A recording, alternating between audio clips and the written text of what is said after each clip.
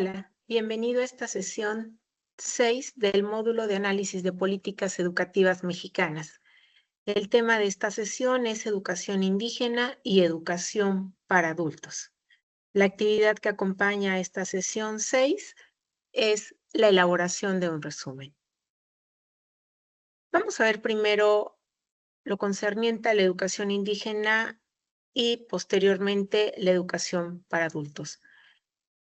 En educación indígena, la Constitución Política de los Estados Unidos Mexicanos establece en su artículo 2 que la nación mexicana es única e indivisible. La nación tiene una composición pluricultural sustentada originalmente en pueblos indígenas. La conciencia de su identidad indígena debe ser criterio fundamental para determinar a quienes se aplican las disposiciones sobre los pueblos indígenas. Hay que hacer una unidad social con ellos, económica, cultural.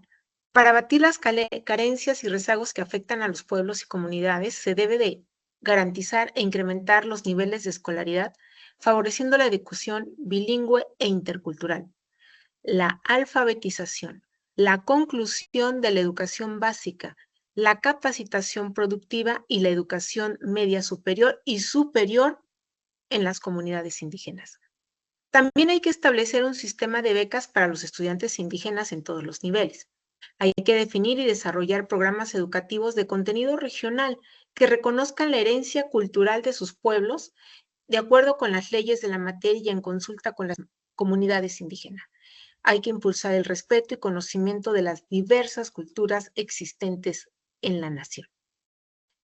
La Ley General de Educación establece que el Estado debe de promover mediante la enseñanza el conocimiento de la pluralidad lingüística de la nación y el respeto a los derechos lingüísticos de los pueblos indígenas.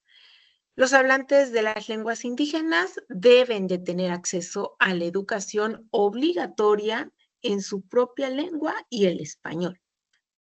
Y debemos de considerarle servicios de educación inicial, educación básica, educación especial, así como la normal y las demás para formar a los maestros. En el artículo 20 y 33 de la Constitución se declara que las autoridades educativas deben de tener escuelas y maestros que asistan a zonas urbanas marginadas y las comunidades indígenas. Comunidad indígena o no, tienen derecho a una calidad educativa. El 4 de diciembre de 1948 se publica en el Diario Oficial de la Federación la ley que crea el Instituto Nacional Indigenista, el INI, con la finalidad de pues brindar más apoyo, servicios, acciones, programas, becas.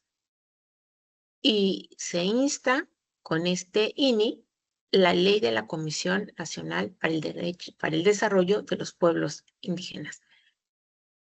Tanto el Instituto Nacional Indigenista y los programas que se hacen para los pueblos indígenas tienen una personalidad jurídica propia.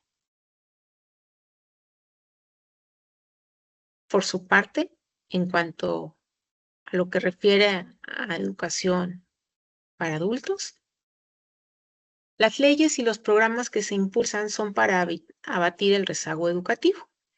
Recordemos que el rezago educativo refiere para aquellas personas que no han concluido la educación básica. Por situaciones económicas, por situaciones sociales, de familia, muchos adultos han tenido que abandonar la escuela. Y bueno, en el 2005 se crea el modelo de educación para la vida, Aprende INEA, y con esto nos dirigimos a personas jóvenes y adultas de 15 años o más que no saben leer o escribir.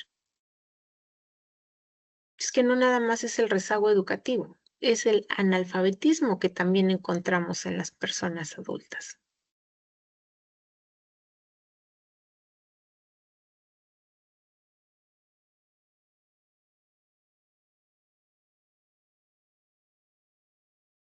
Con el programa Aprende INEA,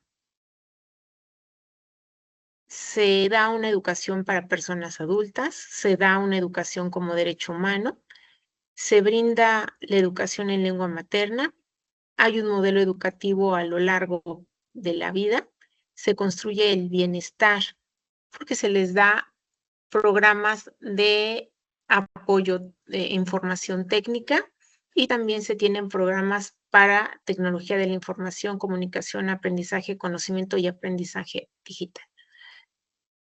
Tanto el INI, el Instituto Nacional Indigenista, como el INEA, Instituto Nacional para la Educación para Adultos, nos confirman las acciones que debemos de llevar para que estos grupos vulnerables, comunidades indígenas y adultos analfabetas o con rezago educativo, puedan tener otro tipo de apoyos y tengan otro tipo de oportunidades para educarse, seguir aprendiendo, insertarse en el mercado laboral y también participar activamente en nuestra sociedad.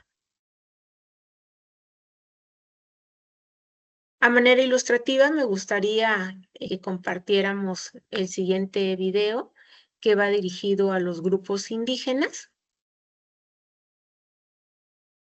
y notemos en este video, pues, lo importante que es cuidar a este grupo vulnerable. Voy a compartir pantalla, así que permítanme un momento.